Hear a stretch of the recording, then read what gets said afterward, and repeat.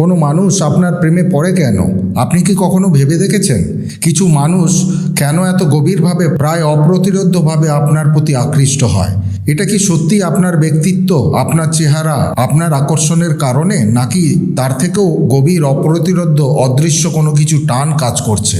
প্রেম শুধু অন্য মানুষকে নিয়ে নয়, নিজের ভেতরে গভীর সত্যকে চিনে নেওয়ার একটি যাত্রা। কার্ল ইয়ং বিংশ শতকের অন্যতম প্রভাবশালী মনোবিজ্ঞানী বিশ্বাস করতেন প্রেম কখনোই দৈবঘটিত নয়। আসলে মানুষ মাত্র দুটি বিশেষ কারণে আপনার প্রেমে পড়ে। এই দুটি কারণই মানুষের মনোজগতের গভীরতম স্তরের সঙ্গে জড়িত। প্রত্যেক সম্পর্কই জীবনে কিছু শেখানোর জন্য আসে। এই ভিডিওতে আমরা প্রেম, প্রজেকশন, অ্যানিমা ও অ্যানিমাস সম্পর্কিত চিন্তাধারার অনুসন্ধান করব এবং খুঁজে বের করব আসল রহস্য। কেন মানুষ আপনার বাহ্যিক রূপে নয়, বরং আপনার ভেতরের প্রতীকী রূপের প্রতি আকৃষ্ট হয়। আমরা আজ ডুবে যাব সেই অচেতন শক্তিগুলির গভীরে যা রোমান্টিক আকর্ষণকে নিয়ন্ত্রণ করে, আর উদ্ঘাটন করব সেই দুটি গভীর কারণ কেন কেউ সত্যিকারের অর্থে আপনার প্রেমে পড়ে। এই কারণগুলো শুধু বাইরের গুণাবলীর কারণে নয়, বরং মানুষের মনোজগতের গোপন কাঠামোর প্রতিফলন। আমরা প্রায় প্রেমকে এক জাদুকরী দুর্ঘটনা মনে করি, একটি স্ফুলিঙ্গ যা হঠাৎ জ্বলে ওঠে। তবে কার্ল ইয়ং এর মতে এমন আকর্ষণও এক গভীর নিয়ম মেনেই চলে। এর পেছনে যুক্তি হচ্ছে, যা তৈরি হয় তা চটজলদি নয়, বরং অবচেতন মন দ্বারা। যা আমাদের কাছে আকস্মিক বলে মনে হয় তা আসলে খুব কম সময়ে সত্যিকার অর্থেই আকস্মিক।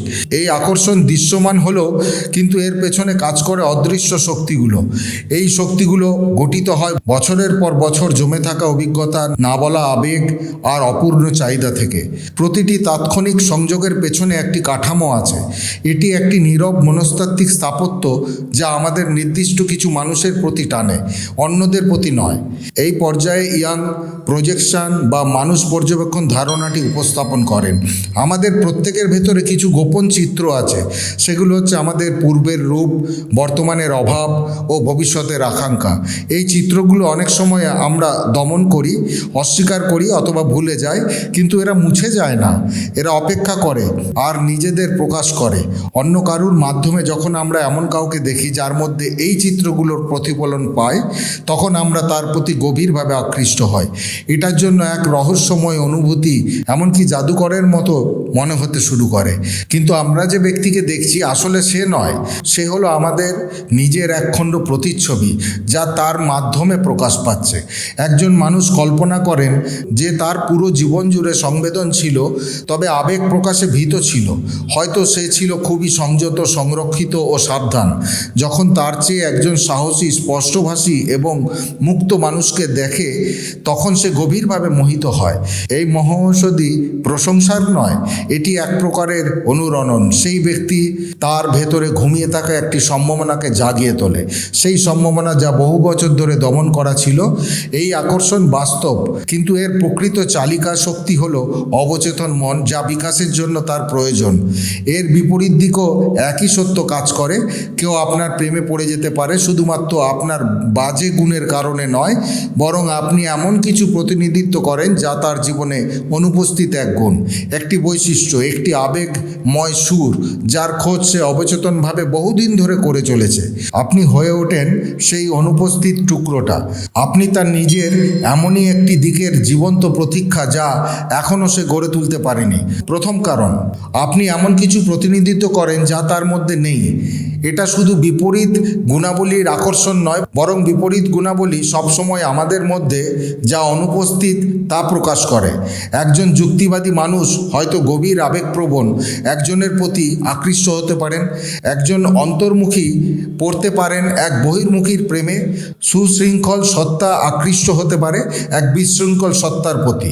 কিন্তু এই প্রশংসা খুব সহজেই নির্ভরতায় পরিণত হতে পারে যদি সেই ব্যক্তি বুঝতে না পারে যে আপনার মধ্যে যা তারা প্রশংসা করে সেটা তার নিজের মধ্যেও বিকশিত হতে পারে।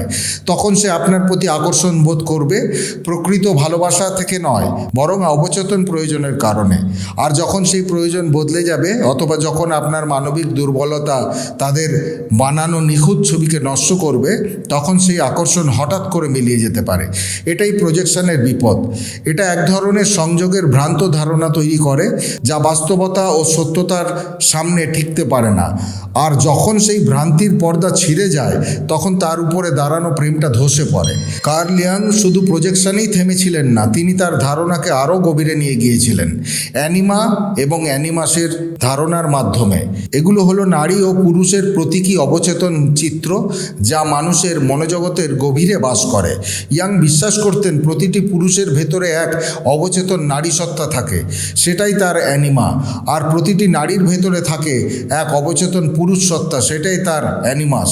এগুলো শুধু পছন্দ বা সামাজিক ভূমিকাই নয়, বরং আমাদের ভেতরের প্রতিচ্ছবি যা গঠিত হয় আমাদের প্রাথমিক সম্পর্কগুলো থেকে, বিশেষ করে বাবা মায়ের সম্পর্ক থেকে, এবং সেই সঙ্গে নারীত্ব ও পুরুষত্বের প্রতীকী ধারণা যা আমরা সংস্কৃতি, পুরাণ এবং মানব মনের ঐতিহাসিক অভিজ্ঞতা থেকে পেয়েছি। সময়ের সঙ্গে সঙ্গে এই প্রতীকগুলি আবেগ ভরা নকশায় পরিণত হয়। আমরা এগুলোকে অজান্তেই বহন করে চলি, আর একদিন আমরা এমন কাউকে দেখি যে অবচেতনের চিত্রগুলির সঙ্গে অদ্ভুতভাবে মিলে যায়, তখন সেই আকর্ষণটা ভীষণ তীব্র হয়ে ওঠে। মনে হয় যেন অনেক দিনের চেনা মানুষ, যদিও তাদের সঙ্গে আমাদের পরিচয় আজই হয়েছে। মনে হয় এটাই যেন ভাগ্য, আত্মার মিলন, বা যেন কোনো প্রাচীন স্মৃতি হঠাৎ জেগে উঠেছে।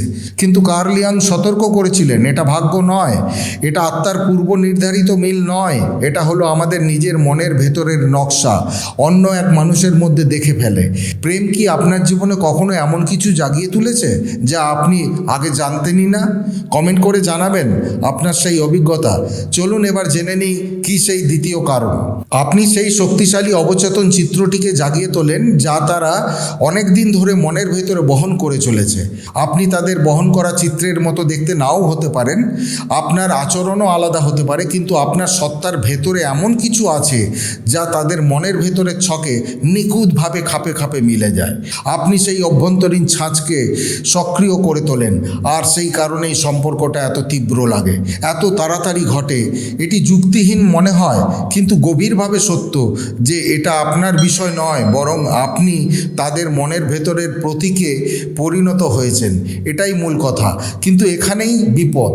যখন কেউ নিজের ভেতরের চিত্র আপনার উপর প্রক্ষেপ করে প্রেমে পড়ে, তখন তারা আসলে আপনাকে দেখে না, তারা দেখে এক কল্পনার প্রতিফলন, একটি সুপবিত্র ধারণা, একটি মানসিক কাঠামো। আপনি হয়ে ওঠেন সেই পর্দা যার উপরে সেই কল্পনার ছবি আঁকা হয়েছিল বহুদিন আগে থেকে, আপনার আগমনের অনেক আগে।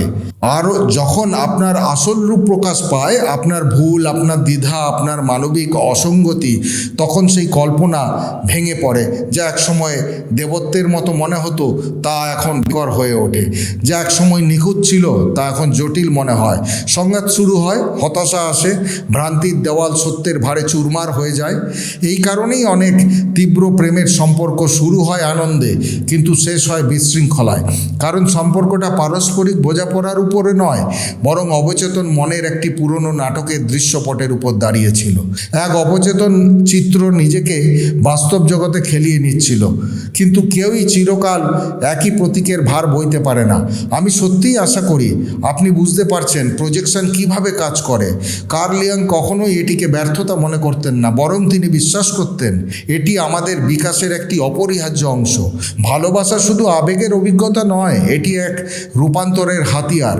যে প্রতিটি মানুষের প্রেমে আমরা পড়ি হয়ে ওঠে আমাদের এক আয়না, আর আমরা তার মধ্যে যা দেখি তা আসলে আমাদের নিজেদের মধ্যেই দেখার প্রয়োজন।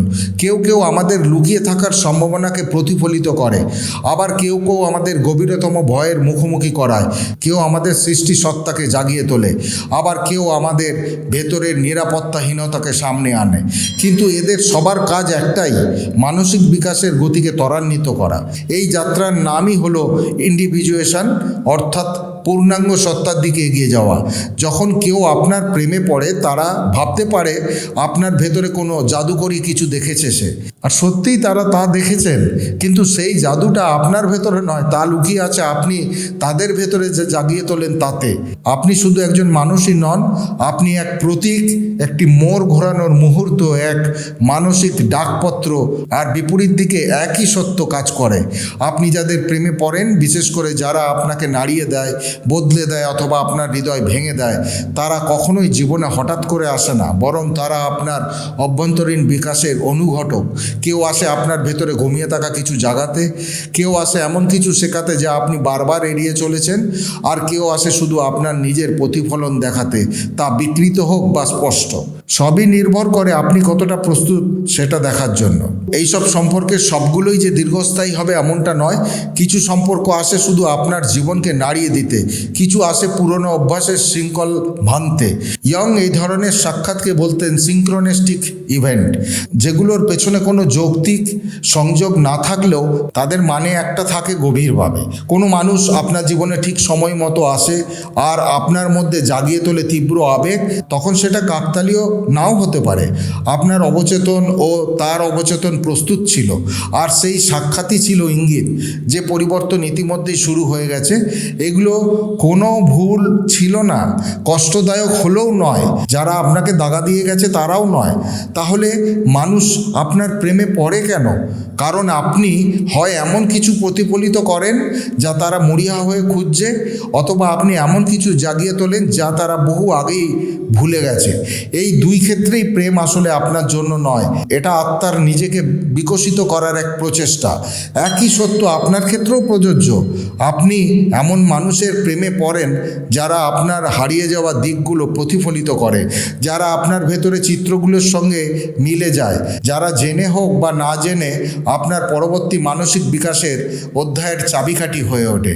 কিন্তু যদি আপনি এই বিষয়গুলো চিনতে না পারেন, তাহলে আপনি এক ধরনের ফাঁদে আটকে পড়বেন বারবার। এই ধরনের মানুষের প্রতি আকৃষ্ট হবেন, একই ধরনের সম্পর্ক পুনরাবৃত্তি করবেন, একই কল্পনার পিছনে ছুটবেন। আপনি ভাবতে পারেন প্রেমে আপনার দুর্ভাগ্য, কিন্তু প্রকৃতপক্ষে আপনার অবচেতন মন আপনাকে এমন কিছু শেখাতে চাইছে যা আপনি এখনও শিখতে প্রস্তুত নন। ইয়াং বলতেন এর একমাত্র সমাধান হলো সচেতনতা। যখন আপনি নিজের প্রজেকশনগুলো বুঝতে শিখবেন, নিজের ভেতরে চিত্রগুলো চিনে ফেলবেন, নিজের ধরনগুলো লক্ষ্য করবেন, তখন আপনি আর কাউকে খুঁজবেন না। আপনাকে পূর্ণ করার জন্য আপনি নিজেই নিজের মধ্যে সম্পূর্ণ হয়ে উঠবেন, আর সেখান থেকেই প্রেমের প্রকৃতি বদলে যাবে। এবার আর কল্পনা বা ভয়ের উপর দাঁড়াবে না, এটা হয়ে উঠবে বাস্তবটির উপর দাঁড়ানো মুক্ত প্রেম।